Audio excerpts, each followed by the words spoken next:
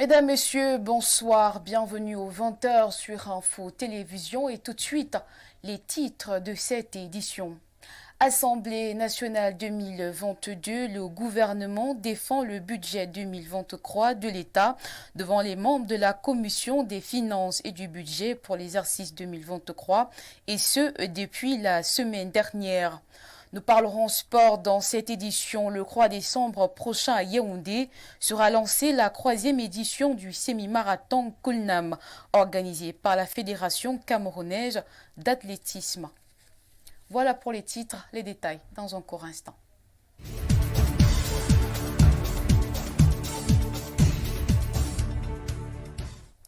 Depuis le début de la semaine, les membres du gouvernement passent devant les membres de la Commission des finances et du budget pour défendre leur projet du budget programme pour l'exercice 2023. Le compte rendu de ces travaux en commission, c'est avec vous, Théophile Baudet. C'est un début de semaine très chargé pour les membres de la Commission des finances et du budget, sous la conduite de l'honorable Moutembo Rosette Julienne. Plusieurs membres du gouvernement défendent le budget programme de leur département ministériel respectif pour l'exercice 2023. Félicité pour la consommation du budget 2022 à 96%, le ministre de l'Éducation de base, Laurent Serge Tundingwa, entend combler le manque d'enseignants dans les écoles primaires pour l'exercice budgétaire 2023. Réduire la pénurie d'enseignants. On va continuer à recruter les enseignants. Pour 2023, on va recruter 3000 autres. Et globalement, il faut refaire des infrastructures. Il y a beaucoup de réfections d'écoles. Il y a également la construction des nouvelles écoles. Le ministre de la fonction publique et de la réforme administrative, Joseph Lekang, lui, est engagé dans les chantiers de modernisation de la fonction publique. La mise en service du nouveau CIGIPES 2 dès le premier trimestre de l'exercice 2023 est l'une des priorités. Ce nouveau CIGIPES a et aura plusieurs avantages. D'abord, nous allons traiter de façon combinée désormais les effectifs et la solde. Parce que entre CIGIPES que nous avons aujourd'hui et Antilope qui est au ministère des Finances, il peut se passer, et ça passe souvent, un certain nombre de choses. Mais maintenant que tout cela va être combiné, nous allons éviter les dérapages ou dysfonctionnements qui sont souvent apparus.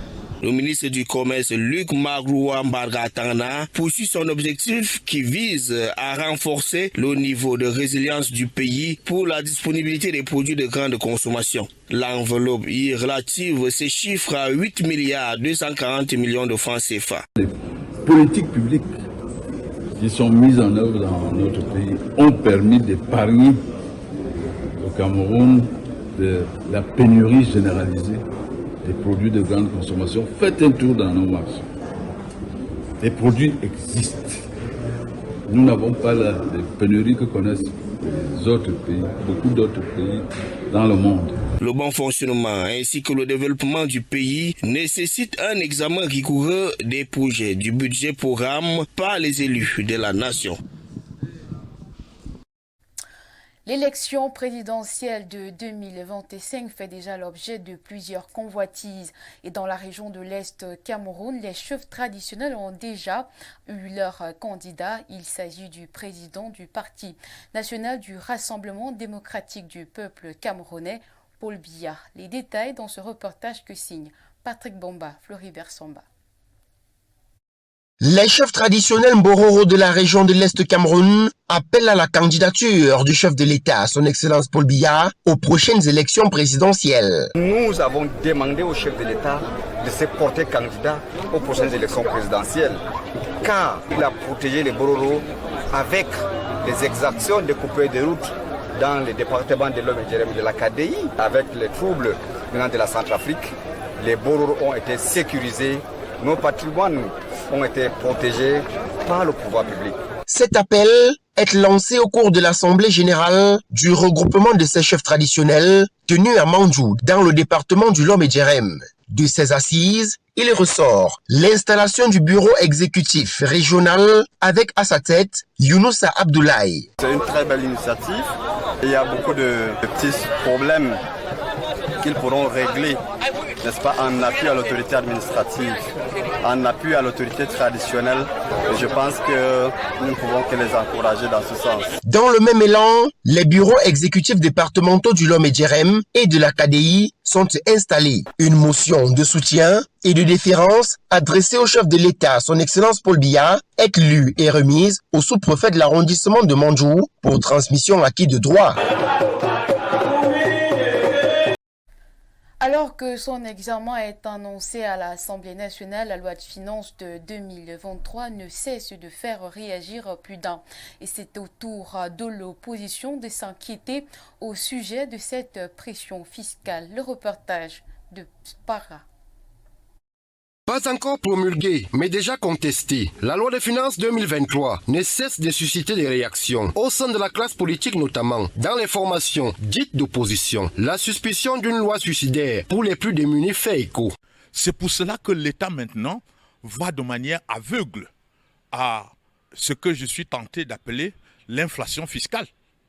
L'inflation fiscale, c'est le fait de continuer toujours soit à créer de nouvelles bases fiscales, soit à augmenter le taux de taxation actuel. Cette loi qui prévoit une augmentation du prix du timbre fiscal de 1000 à 1500 francs, la taxe sur l'importation du riz en augmentation de 5 à 10% fait craindre une pression fiscale jamais ressentie par le contribuable. Vous savez que la démarche républicaine voudrait qu'on aille à faire des propositions d'amendement. L'UDC va essayer cela. Et l'une de nos cibles, c'est l'augmentation du droit de timbre, le timbre fiscal qui devrait passer de 1000 francs à 1500. Pour nous, ce n'est pas normal. S'appuyant sur des aspects liés au règlement intérieur de l'Assemblée nationale, l'opposition pointe du doigt des dysfonctionnements et en appelle à l'abrogation de la dite loi. L'exécutif prêtera-t-il une oreille attentive à ces récriminations? Rien n'est moins sûr. La récente histoire au Parlement nous renseignant sur la faible probabilité d'amendements ayant modifié la substance des projets de loi.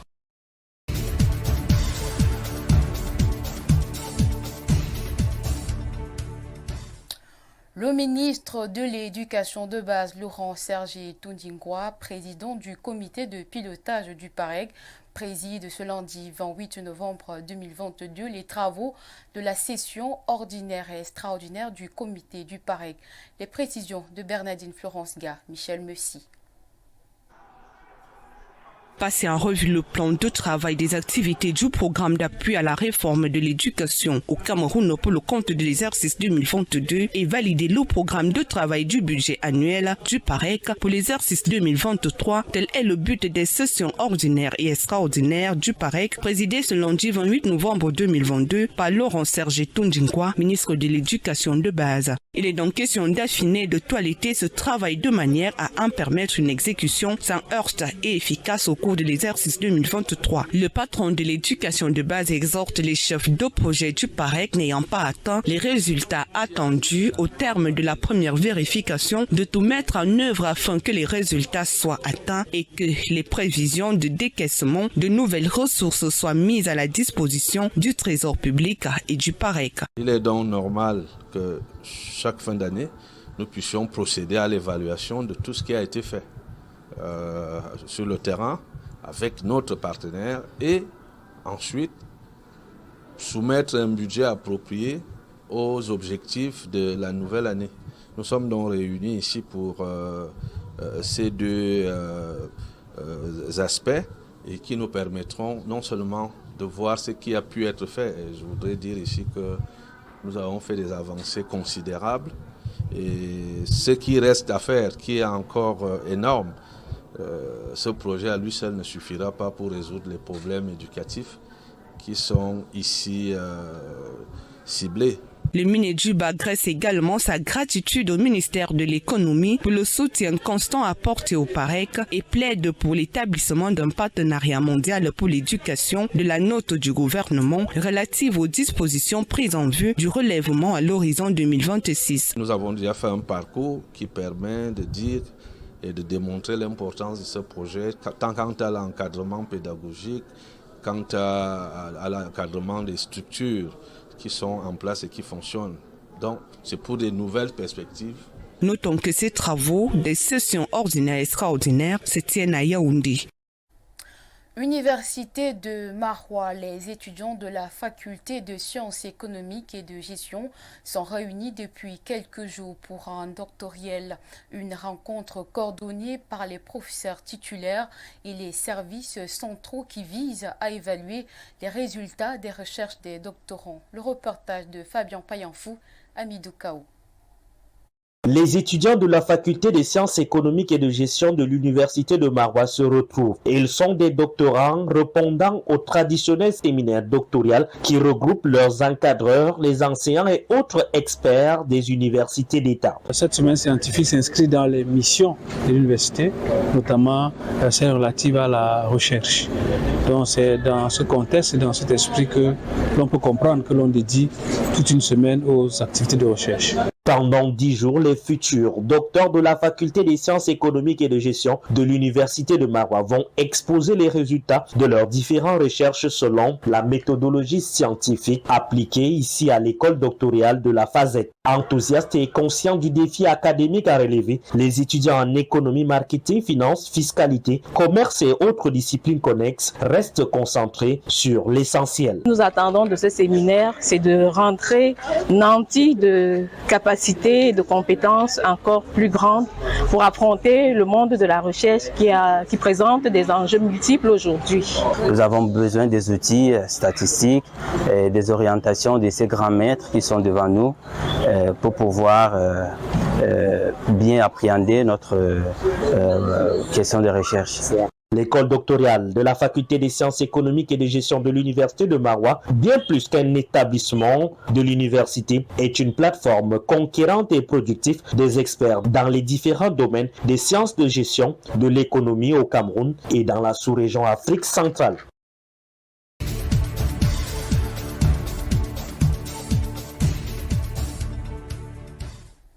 Le ministre de l'administration territoriale informe l'opinion publique qu'un éboulement tragique de terrain ayant causé des pertes en vies humaines est survenu dans l'après-midi de dimanche 27 novembre 2022 au lieu dit rond-point Damas, arrondissement de Yaoundé 3e, département du Fundi, au cours d'une cérémonie des funérailles organisée par la famille Gondé.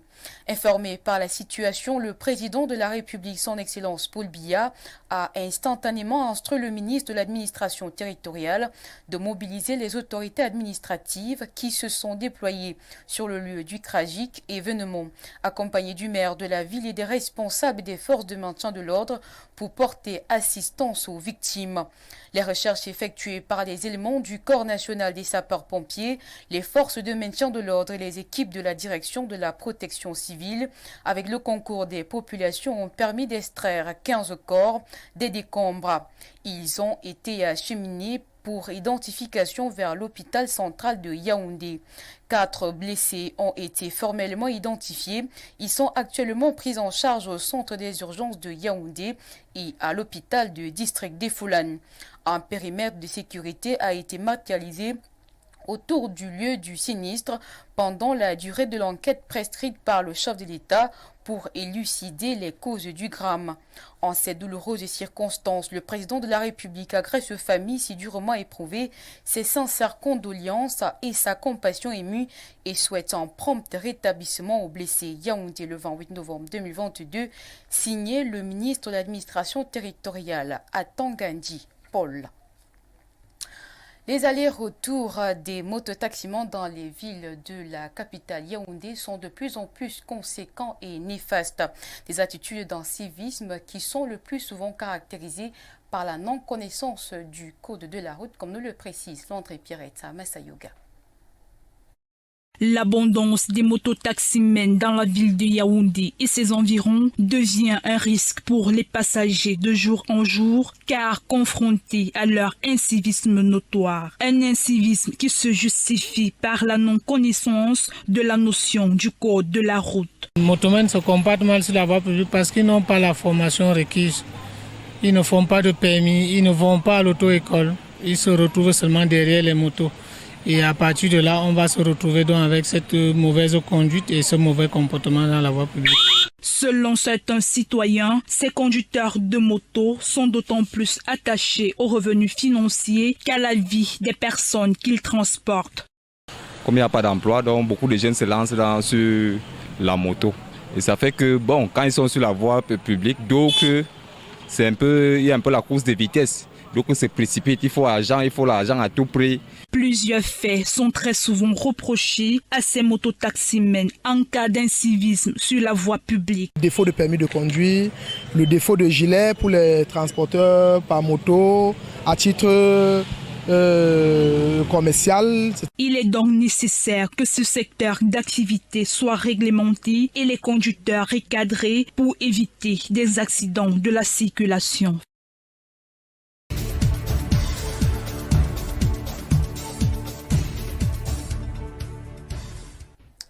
Intensification de la vaccination contre le Covid-19 à Douala. Le gouverneur du littoral, Samuel Dieudonné Ivaya Diboua, prêche le bon exemple en prenant son vaccin. Il préconise à travers ce geste aux populations à en faire de même, comme nous le dit Edmond Fautué. Procéder à l'intensification de la vaccination des populations contre le coronavirus. Voilà ce qui a motivé le gouverneur de la région du littoral, Samuel Dieudonné Ivaya Diboua, d'effectuer une descente dans un point de vaccination de la capitale économique Douala, notamment à la salle des fêtes d'Aqua, pour non seulement prendre sa dose de vaccin contre le coronavirus, mais aussi sensibiliser les populations sur l'importance de se faire vacciner. Et pour quelqu'un qui est passé par la vallée de l'ombre de la mort, comme on le dit, il ne peut pas s'amuser lorsque l'occasion est donnée. Je vous dis, si vous n'avez pas encore fait de Covid, il est temps de vous vacciner. Parce que quand vous serez en proie à l'insuffisance respiratoire, vous comprendrez que si j'avais pris la vaccination, je ne serais pas là. Donc il est important que nous nous vaccinons tous. À sa suite, le préfet du département du Vouri, Benjamin Boutou, il est responsable du ministère de la Santé publique. Tous prennent leur dose de vaccin. Il faut le dire, le coronavirus sévit encore dans la cité capitale économique et les populations sont invitées à se faire vacciner. Une campagne de vaccination gratuite qui se poursuit dans les formations sanitaires de la région du littoral.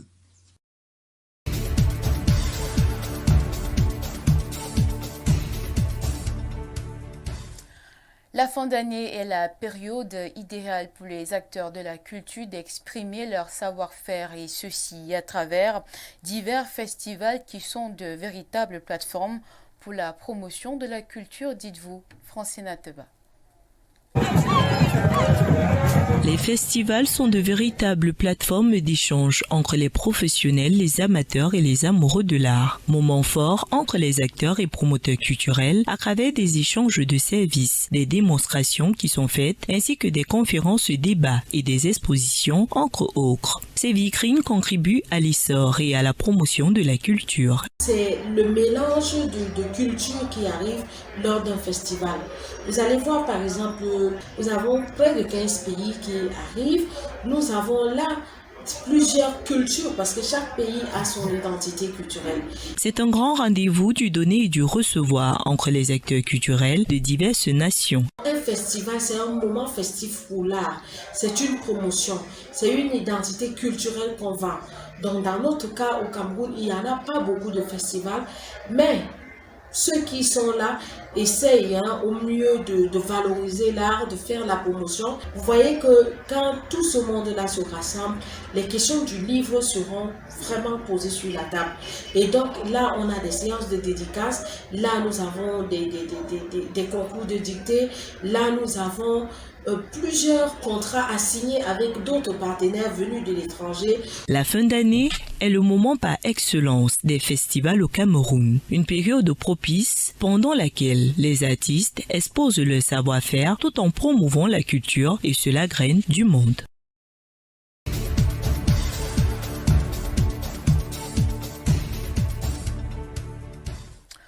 La 3e édition du semi-marathon Kulnam organisé par la Fédération camerounaise d'athlétisme se tient le 3 décembre prochain à travers les artères de la capitale politique Yaoundé. Présentation de cette course pédestre avec vous, Thomas Dakandi. Comme cela est de tradition depuis 2 années, la Fédération camerounaise d'athlétisme organise la 3e édition des Masters à travers la compétition baptisée Semi-Marathon Kulnam qui se court le 3 décembre prochain à travers les artères de la capitale politique camerounaise. L'annonce a été faite ce jour par le comité technique d'organisation. Pour cette compétition annuelle organisée chaque mois de décembre, un peu plus de 500 athlètes sont attendus issus des différentes régions du Cameroun, sans oublier les expatriés qui manifestent déjà leur envie de participer à cette événement d'envergure. Comme d'habitude, vous savez, nous aurons une tombola le 3 après la compétition.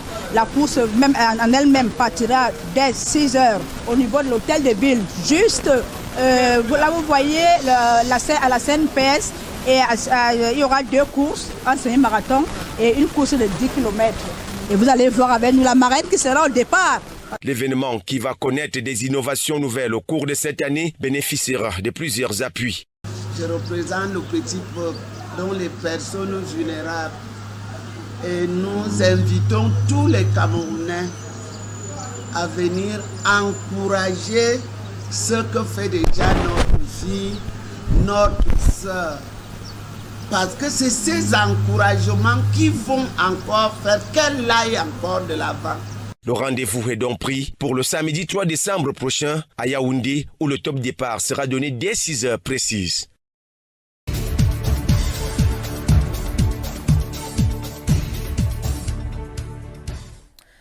« 2022 se termine en année noire pour la crypto-monnaie dont le marché global a perdu depuis un an plus de 2/3 de sa valeur. Une situation difficile pour les investisseurs des 4 coins du continent qui tentent de garder la tête froide en pariant sur des jours meilleurs. Dites-vous, Madeleine Karine Billa. Dans le monde des crypto-monnaies, l'euphorie des grands jours a tourné court. Après une année 2021 exceptionnelle, le marché de la monnaie virtuelle a connu une chute vertigineuse en 2022, perdant les 2/3 de sa valeur. Déjà confronté à une importante crise de confiance, le secteur fait désormais face aux retombées du scandale FTX. Cette plateforme d'échange, acteur majeur du secteur, a été contrainte de déposer le bilan le 11 novembre à la suite de révélations de transactions frauduleuses affectant plusieurs centaines de milliers de créanciers à travers le monde. Le 10 novembre 2021, le Bitcoin battait un record historique frôlant les 69 000 $. Le marché global, estimé à 3 000 milliards de dollars, vaut aujourd'hui moins de 900 selon les experts. Alors que les adeptes des 4 continents de la crypto-monnaie les plus convaincus continuent d'investir, estimant que le rebond est pour bientôt, d'autres par contre affichent désormais ouvertement leur désarroi sur les mêmes réseaux sociaux. Au cours des derniers mois, la crise de la crypto a exposé les faiblesses du secteur, entraînant une série de faillites. Pour certains, c'est un jeu de hasard qui vire au cauchemar. Et c'est avec cette information sur la perte de vitesse de la crypto-monnaie que nous clôturons ce journal. De votre aimable attention, merci. Restez en compagnie des programmes qui se poursuivent sur Info Télévision. Bien le bonsoir.